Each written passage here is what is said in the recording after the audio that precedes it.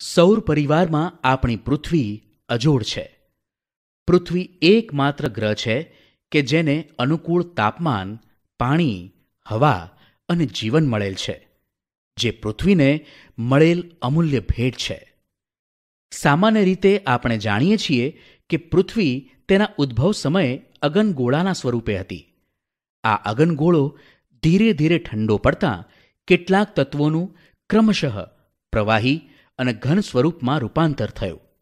આમ પૃથ્વીની આસપાસ વાયુઓનું તથા પૃથ્વીની સપાટી પર ખડકો અને માટીનું આવરણ અસ્તિત્વમાં આવ્યું.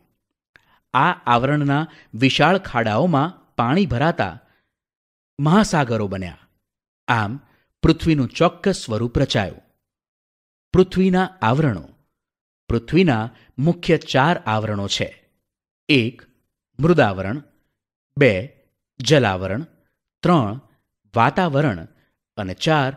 જીવાવરણ. પૃથ્વી ઉપરનો પોપડો સામાન્ય રીતે માટી અને ઘન પદાર્થોનો બનેલો છે. મૃદા શબ્દનો અર્થ માટી થાય છે, તેથી પોપડાના ઉપલા ભાગને મૃદાવરણ કહે છે. આ આવરણ ખડકો અને ઘન પદાર્થનું બનેલું હોવાથી તેને ખડકાવરણ કે ઘનાવરણ તરીકે પણ ઓળખવામાં આવે છે. વિસ્તાર અને બંધારણ. પૃથ્વીનો ઉપરનો પોપડો લગભગ 64 કિલોમીટરથી 100 કિલોમીટર જેટલો જાડો છે.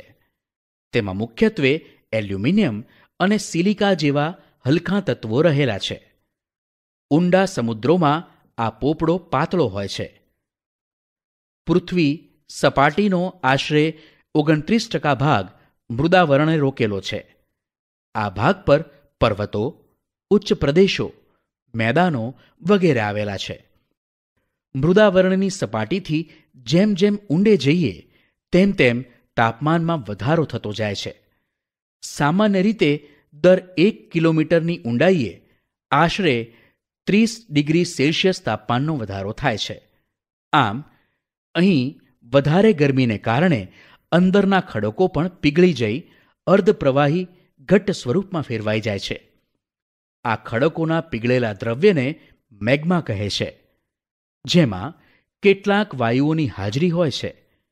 અહીં ઉપરના ખડકોનું દબાણ ખૂબ જ વધારે હોય છે. આમ દબાણ અને ગરમી જેવા પરસ્પર વિરોધી બળો વચ્ચે સમતુલા જળવાય છે. એટલે જ પૃથ્વીનો પોપડો ફાટી જતો નથી.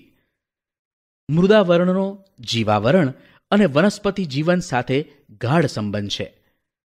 આપણા ઘર, પાણી, ખેતી, ઉદ્યોગો બધું જ આ મૃદાવરણ સાથે સંબંધ ધરાવે છે. મૃદાવરણમાંથી ખનિજો અને ખનિજ તેલ મળે છે. ખેતી કરી વિવિધ પાકોનું ઉત્પાદન મેળવાય છે. મેદાન પ્રદેશોમાં વિવિધ ઉદ્યોગ ધંધા અને બીજી આર્થિક પ્રવૃત્તિઓ કરાય છે. પર્વત પ્રદેશોમાં આવેલા જંગલો પણ મૃદાવરણને આભારી છે.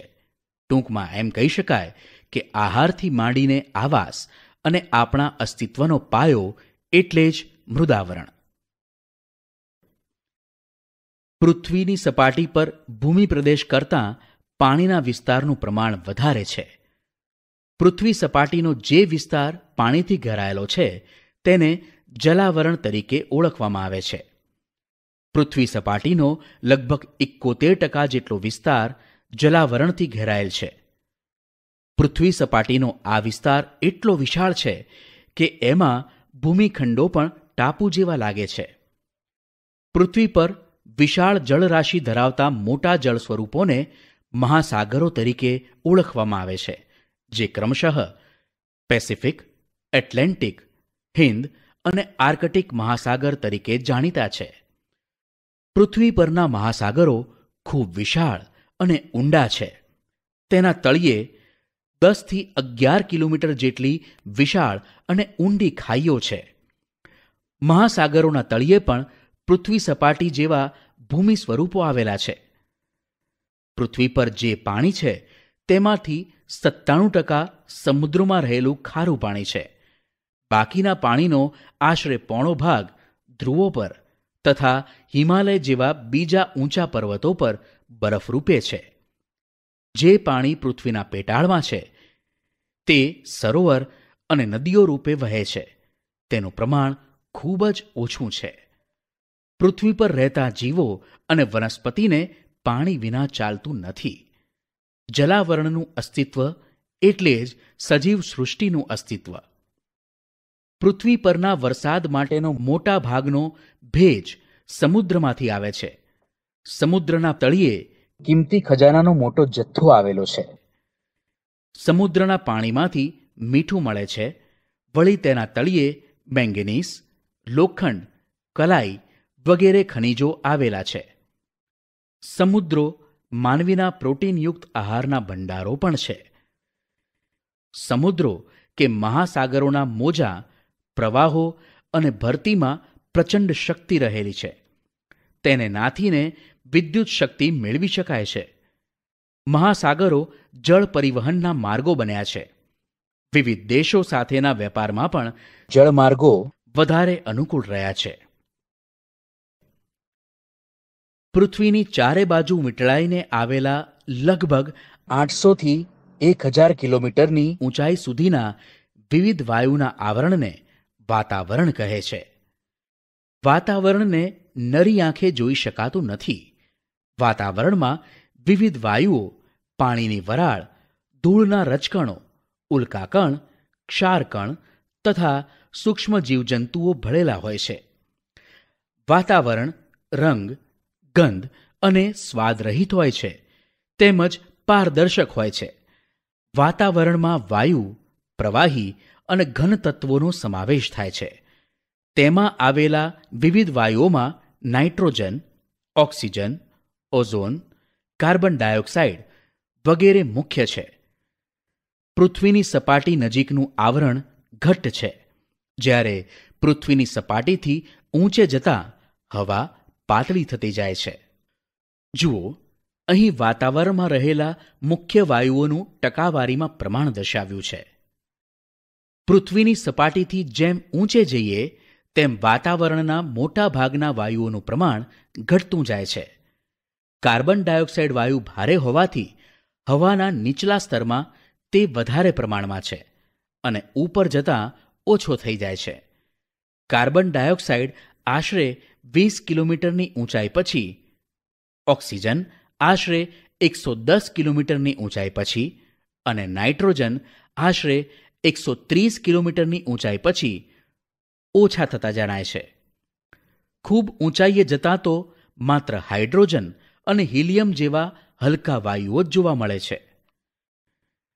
વાતાવરણમાં ઓઝોન વાયુનું પ્રમાણ ખૂબ ઓછું હોય છે. આ વાયુ સૂર્યના જલદ પારજાંબલી કિરણોનું શોષણ કરી પૃથ્વીને સૂર્યની પ્રચંડ ગરમીથી બચાવે છે. આ વાયુ મુખ્યત્વે વહેલી સવારે ખુલ્લા મેદાનમાં અને સમુદ્ર કિનારાની હવામાં વધારે પ્રમાણમાં હોય છે. વળી ઓઝોન વાયુ સ્વાસ્થ્યવર્ધક હોવાથી લોકો આવા સ્થળે વહેલી સવારમાં ચાલવા માટે જાય છે. વાતાવરણમાં રહેલા વિવિધ રજકણોને લીધે પૃથ્વી પર સૂર્યપ્રકાશ રેલાતો જોવા મળે છે. તેનાથી એકાએક અંધારું કે અજવાળું થતું નથી.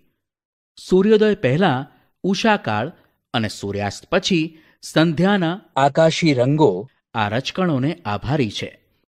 રજકણો દ્વારા પ્રકાશના કિરણોનું પરાવર્તન થાય છે અને આપણને સૂર્યપ્રકાશ મળે છે. વાતાવરણના માધ્યમથી અવાજ સાંભળી શકાય છે. અવાજ અને પ્રકાશના મોજા વાતાવરણમાં પરાવર્તન પામી પૃથ્વી સપાટી પર પાછા ફરે છે. તેથી જ રેડિયો અને દૂરદર્શન પ્રસારણ શક્ય બને છે. વાતાવરણ સાથે ઘર્ષણથી ઉલ્કા જેવા અવકાશી પદાર્થો સળગી ઉઠી નાશ પામે છે. આમ વાતાવરણ પૃથ્વી માટે કુદરતી ઢાલની ગરજ સારે છે. મૃદાવરણ, વાતાવરણ અને જલાવરણના જે ભાગમાં જીવસૃષ્ટિ વ્યાપેલ છે તેને જીવાવરણ કહે છે. સૌર પરિવારમાં પૃથ્વી એક જ એવો ગ્રહ છે જેને જીવાવરણ મળ્યું છે. જીવાવરણમાં વિવિધ પ્રકારની જીવસૃષ્ટિનો સમાવેશ થાય છે. આ જીવસૃષ્ટિમાં માનવ તેમજ વનસ્પતિ અને પ્રાણીઓનો સમાવેશ થાય છે. પૃથ્વી પરના સજીવો ખોરાક અને બીજી બધી જરૂરિયાતો જીવાવરણમાંથી મેળવે છે. જીવાવરણના સજીવો માનવ જગતને વૈવિધ્યપૂર્ણ ખોરાક અને કાચો માલ પૂરો પાડે છે. આમ માનવ જીવનના અસ્તિત્વ અને નિર્વાહનો આધાર જીવાવરણ છે. જીવાવરણ એ મોટે ભાગે સંતુલિત સ્થિતિમાં છે, પરંતુ માનવીય પ્રવૃત્તિઓ જ્યારે સંતુલિત તંત્રમાં ખલેલ પહોંચાડે છે ત્યારે ઘણી મુશ્કેલીઓ ઊભી થાય છે.